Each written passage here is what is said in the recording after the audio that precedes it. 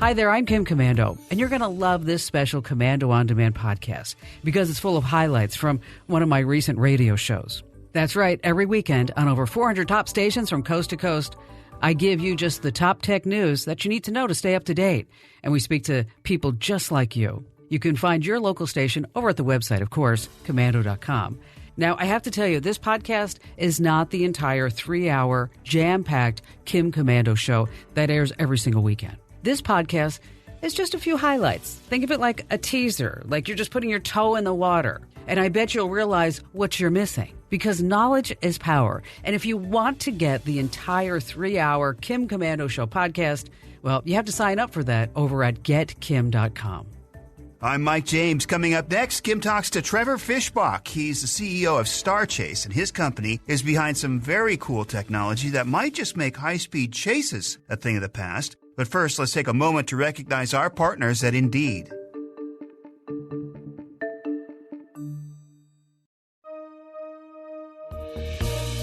Hi, Trevor. Thanks for coming on the show with us today. Hi, Kim. How are you? Thank you. So you've invented, I would say, because I did some research on it. It looks like a high-tech arrow, would you say? Yeah, it's actually a GPS tag it's been around. We've been commercialized now for about 5 years, and we're in 21 states today with the technology, 21 states across this country, up in Canada, and have some international partners or agencies as well using the technology. So the invention has met commercialization. That's awesome. And the tag is it's a less lethal device, of course. It's not meant to bring any more challenges to law enforcement when they're dealing with these high-risk events. So when there is a chase, we always see the police cars trying to drive the guy or gal, in the case of Los Angeles, a woman, off the road or corner them or trying to pit themselves against it to just stop them from doing any more damage or causing any fatalities, because these high-speed pursuits, they cause nearly 400 deaths a year, and it costs the government more than $1 billion a year. You got damages, of course, lawsuits, and medical bills. So tell us how your tech works. So what it does is it slows the events. So when law enforcement is faced with a high-risk vehicle event like a pursuit or a stolen car or even an activity that they think could evolve into a pursuit, they'll use the technology, the StarChase technology, to tag that vehicle. They will try to effect a traffic stop. If the vehicle does not stop, what they'll do is generally back off to not sort of aggravate a situation that could turn into a pursuit or further aggravate a pursuit in progress. And once they do that, they're tracking that suspect vehicle every 3 seconds or so on a map-based display from a multiple of devices, everything from a smart pad to an iPhone, Android, or dispatch. Oh, that's great. That's terrific. Yeah, and it really does slow the events. And one other statistic, too, is not only the deaths, is the injuries. Upwards of 50,000 people a year are injured by these pursuits, and sadly, it's an underreported statistic, but it's one that takes a lot of lives and injures a lot of people, and we're not talking about hangnails and broken thumbs. Oh, no, this is some serious stuff. Sadly. So, Trevor, how did you come up with this idea? It was actually, I came out of a technology background, and years ago was actually speaking to somebody in law enforcement, and all they had were literally traditional methods, which were just a high-speed pursuit, which is basically chase them till they stop or crash, or some event happens to stop the vehicle, or the advent of these tire deflation devices were just coming about, and this is years ago. So there weren't a lot of options. So having a technology background, I thought about tying the GPS in, and that's how the mission started. So it was really a tool that is designed to not interfere with that vehicle, with the suspect vehicle by, say, popping tires or, adding additional potential liability or risk to the whole situation. So I was trying to develop a technique that would allow law enforcement to use a new tool to slow events, to change the behavior of, the traditional high-speed pursuit. And that's the technology is really accomplishing that on a daily basis, which is super exciting to see. So I was thinking you must be hearing a lot of success stories back, right? We do. Every day we hear from our agency partners, which is fantastic. We hear directly from officers that, they say statements like, it's like having a partner on board. Nobody from law enforcement really wants to engage in a high-speed pursuit. They want to do the right thing. They want to get home at night to their family, just like everybody else does on this planet. And it is a tool that, when agencies are using it, has really changed the dynamics of how they're addressing these high-risk situations out there. What's the big objection to getting more penetration of this tool to more police departments? Is it the cost? It's not so much an objection. I think, from even 5 years ago, agencies were pretty cash strapped, and what we're seeing now is agencies are budgeting for the technology, so that's exciting. That it's also proving itself within law enforcement. So law enforcement is willing to sort of move forward with it on a much more frequent basis at this point. So it's out there proving that it does what it does. Not unlike what Taser was years ago. Everybody was probably a little shy about Taser, and then when it proved itself, it ended up being the success that they've become. Okay, so you being in the tech industry, and I wouldn't say this is far from being version 1.0 at this point, right? Yes, very much so. So let's say you're looking at 24 months from now and you're at version 10.0. What do you think? What else are you going to be adding to it, do you think? I think what we're doing, we constantly upgrade the technology. For some things you can see, some things you can't on the firmware, and the software that enables it. Right. We've come out with, even just recently, an app that basically partners with the technology, and that gives agencies even further visibility into their operations and the people that their officers out on the street. And that's an app that's a very effective app at giving them visual ability to see everything during a particular event. Unlike, they really can't do that today. So event. So are you going to go public? Or are you going to sell? We're open to all options. We're certainly open to investment. Yeah. But that is so funny. We're open to all options. Thank you for the question. And by the way, if you want to contribute, we all have that going on. Hey, Trevor, thanks for joining us, especially in light of the big high-speed chase that was all over the news this past week that took place in Los Angeles. And it's nice to know that, these type of tools do exist. And with technology, maybe more police departments should seriously be taking a look at this to save lives and actually to save lives of not just people who are involved, but also the officers themselves. Hey, Trevor, have a great Memorial Day weekend. Forget the pressure to be crushing your workout on day one. Just starting is what matters. Wherever you're beginning and wherever you want to be, start moving with Peloton Bike, Bike Plus, Tread, Row, Guide, or app. With thousands of classes and over 50 Peloton instructors ready to support you from day one. Remember, doing something is everything. Get started with a Peloton Bike or Bike Plus rental at onepeloton.ca/bike/rentals. All access membership separate. Terms apply. All right, Ruth in Hyde Park, New York is a longtime listener of the Kim Komando Show, and we thank her. And she called Kim for some advice on how to rid her car of EDNA before she sells it. Now, I know what you're thinking, but EDNA is not a person. EDNA is what Ruth likes to call her electronic DNA. It's data that can be left behind when you connect your smartphone to your vehicle. In this call, Kim covers the steps that you need to know to protect yourself. Ruth in Hyde Park, New York. Hi there, Ruth. Hi, Kim. How are you? I'm good. What's going on? Well, I'm considering at some point trading in my current car for another one. Okay. And I came up with this little idea about what do I do about my electronic DNA, which I call EDNA.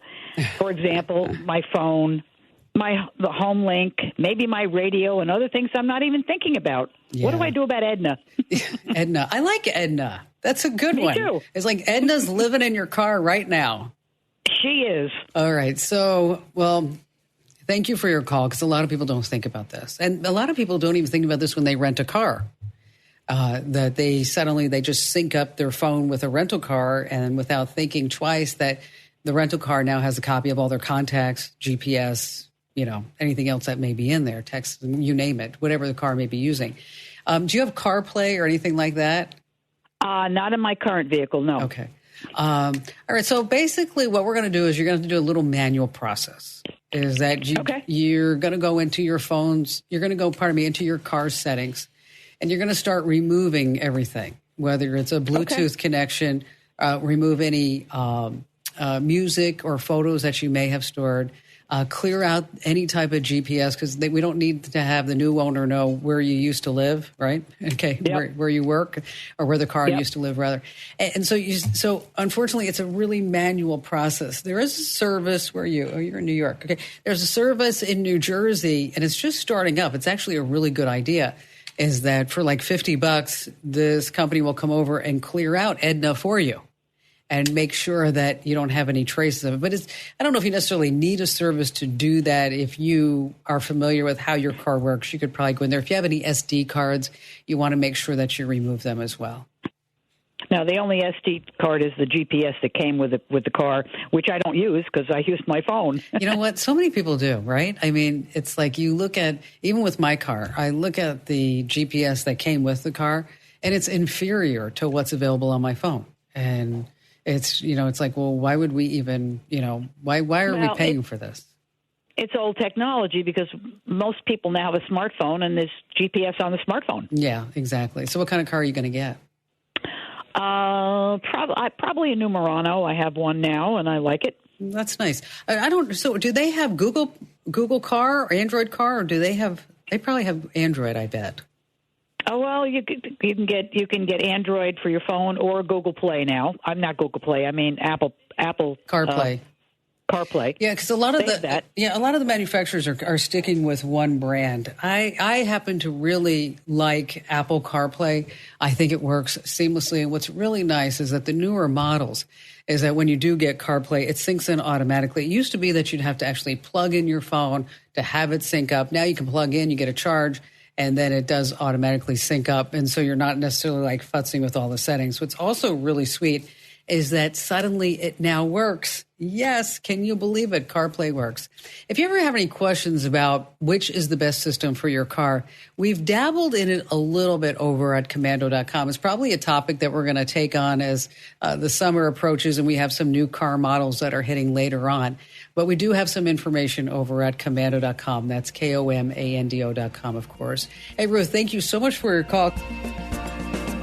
Well, when you rent a car, you probably do that final check to make sure you didn't leave behind your sunglasses or your water bottle. But I bet you've never thought about all the data you leave behind if you've been connected to your rental car through your smartphone. I know it's scary stuff, but knowledge is power. And now that you're in the know, you can share this great information with the people in your life. Tell them you heard it from Kim Komando. It seems like every week we get a call from someone seeking advice on social media. They want to know what they can do to grow their business or get more likes and followers. Well, social media isn't always one size fits all. Sometimes you have to get creative and think outside the box. So in this call, Kim talks to Peter in San Jose, California. He's a landscape and nature photographer who has seen a little bit of activity on his social media accounts. But what he really wants to know is how he can exponentially grow those likes and shares. You want to keep listening for Kim's suggestions. That's next, but right now, we'd like to recognize our partners at Capterra. Peter in San Jose, California. Hi there, Peter. Hey, Kim. How are you? I'm good. Welcome. Thank you. I have a kind of a photography-based question with a little bit of a backstory that I can kind of quickly go through. I'm a Bay Area photographer with landscape nature interests. I do some people sessions in there, too. Okay. Been a hobbyist for about 30 years. And about a year ago, I was encouraged to create a Facebook and Instagram pages to showcase some of this stuff. Awesome. And it's slowly, gaining traction. I add lots of good quality content daily, interact with all of my audience comments, try to personalize it as best I can. But I'm ready or curious of what does it take to get to that level of critical mass where shares start to grow the page exponentially with, legitimate interested audience members. Right, instead of just some spam that you might be getting along the way. Exactly. The easiest way, but it's also the hardest way, is to get somebody who already is an influencer to repost some of your photos. Okay. I mean, that's a slam dunk. Barring that you maybe cannot get Kim Kardashian, okay, to post one of your photos, which I'll tell you, I was just looking at them. You are very talented. What kind of gear do you use? Thank you so much. I'm from the camp of become fluent with what little gear that you have. I'm doing a lot of this with a Canon 80D, a kit lens, and I've got an aftermarket, pretty decent telephoto lens that I use too. Wow.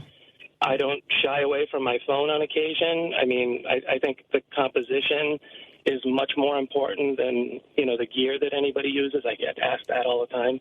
What kind of camera should I buy? Right. I don't think it's that important, really. Well, and a lot of it is if you have an eye for it, too. I mean, can you do this or you can't do this? I mean, you could give somebody the best fit out there, but if they can't see it, then the camera's not going to see it either. I mean, it's just the way it is. Exactly. And use, post-processing software use it very sparingly. I'm kind of a less is more kind of guy, but. All right. So let's talk about Instagram and Facebook. And have you tried to boost the posts? Oh, I have. In fact, I've spent, in 2018, I spent close to $700 on Facebook. It doesn't really work. It doesn't. It doesn't, no. And I found that out the hard way. And, yeah, the only thing that might work is if you did Facebook advertising, and if you targeted women between say 45 and 55 who have a kid graduating from high school, and they live in the Bay Area, and then you're going to offer them a smoking deal on a portrait session, So you can target advertising. That's one of the benefits of Facebook, by the way, is that you can target down to that specific in the minutia detail. You could even say if you want that, if you want that woman to be working in high tech or not. Okay, if she has 4 kids or 2 kids, so you can go down really into a lot of detail. So if you're going to do anything on Facebook or Instagram, because now it's they're owned by the same company. Is to really look at doing more targeted advertising instead of just boosting the post, because you don't really know who's actually going to see it and if they have an inclination to actually react to any type of offer that you may be out there. I mean, with Instagram, the beautiful thing is that you are just a perfect match in heaven because you have these beautiful photos, and Instagram is all about photos. So, maybe some ideas to make your page stand out as you do like a weekly theme. Maybe this week it's all black and white. Maybe the next week it's all pictures that have anything with the color orange in it. The next week, anything that relates to the space. So, and people have a tendency to follow those because if they are into space, they're going to make sure that they don't want to miss your next photo that may come out the next day. So instead of being randomized, see if you could focus and see if that would, no pun intended, see if that might also generate some interest. Stories are good. You already know about tagging, and I'm sure you know about geotagging. I don't know if you've ever thought about going live on Facebook. The thought actually crossed my mind. I just didn't know if I was prepared for something like that. I didn't want to stumble all over the place with a live video. Well, you know what? You could show a live video of something that's taking place in your area, whether it's an event, a news, whatever it could be. I can tell right now, and looking at your photos and just speaking with you as briefly as we have, that you're passionate, you're bright, but most importantly, you're articulate. And you're a communicator. Thank you so much. Okay. Thank you. And as a communicator, if you did a Facebook Live about here are 5 things you need to know before you shoot your July 4th fireworks photos, you might get a following. Wow. And so where they great point. Where it becomes event tied. You could also do a contest. Contests are pretty big too. People love to win stuff, where maybe you're going to give away up to $150, $200 on a portrait session for somebody who's graduating school, class. Maybe they're graduating kindergarten, right? Okay. Maybe Excellent. 8th grade, maybe high school, maybe graduation, whatever it may be. And so, it's a multi-tiered approach to getting as many followers as possible. And Peter, give me a call back when you start gaining some momentum, and let's take it to the next level here on the Kim Komando Show. Hey, you want to hear more? Become a Kim's Club member today, and you can get the entire show's podcast. You can listen to parts again. You can listen to everything that you missed. And best of all, you can listen on your own schedule. You get 3 jam-packed hours of me right there at your fingertips. What could be better than that? Nothing. Knowledge is power. And here's the deal. I have a very special offer for you. That's right. You can save 20% right now on your annual membership, but you have to use promo code PODCAST. That's right. Otherwise, you're going to pay more. Head over to getkim.com and join today, and be sure to use promo code PODCAST. Well, breaking up is hard to do, but technology can make it a little less stressful. In this week's Digital Life Hack Tip, Kim put together a list of tech resources that'll help ease the transition if you or someone you know is going through a breakup.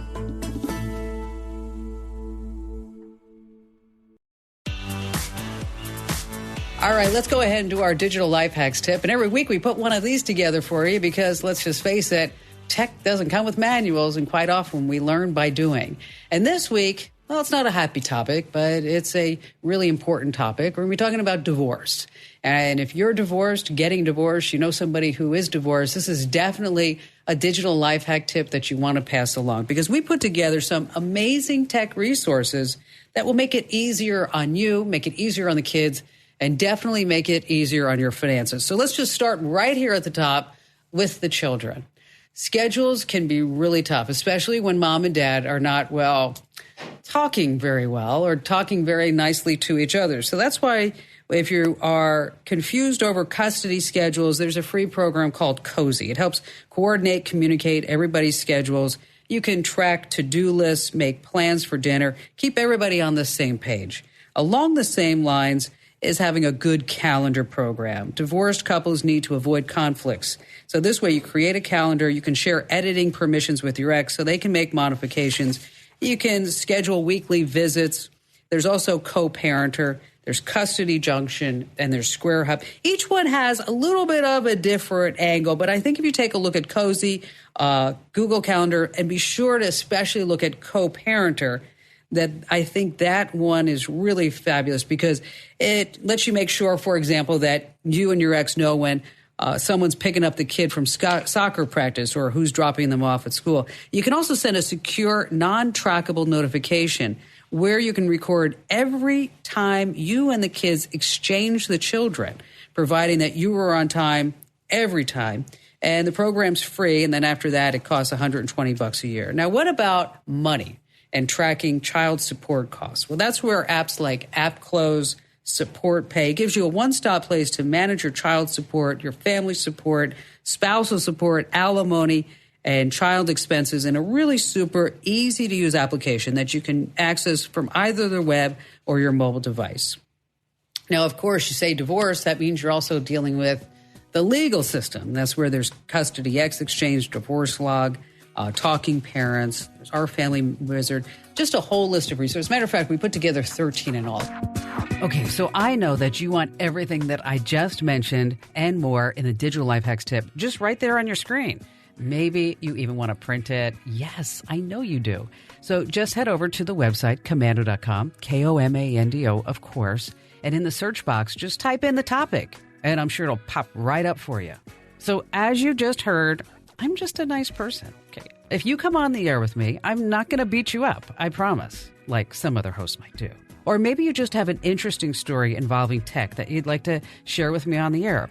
Well, be a part of the show. It's so fun. And get this, you get to tell all of your neighbors and friends and family members that, I'm a national radio star. Just leave us a message. Here's the number. I know, it's pretty old school. 602-212-0058. Okay, you ready? Do you have a pen? You're going to text it to yourself? 602-212-0058. Just leave me a message, and then either myself or one of our producers will get right back with you, and we can schedule a time for you to be on my show. How fun is that? And to get the whole Kim Komando show every single week, you just have to be a Kim's Club member. And I'll tell you, I'm cheap. I'm like $3 a month cheap. And then you can download the entire show and listen on your time, on your schedule, and learn things every single day.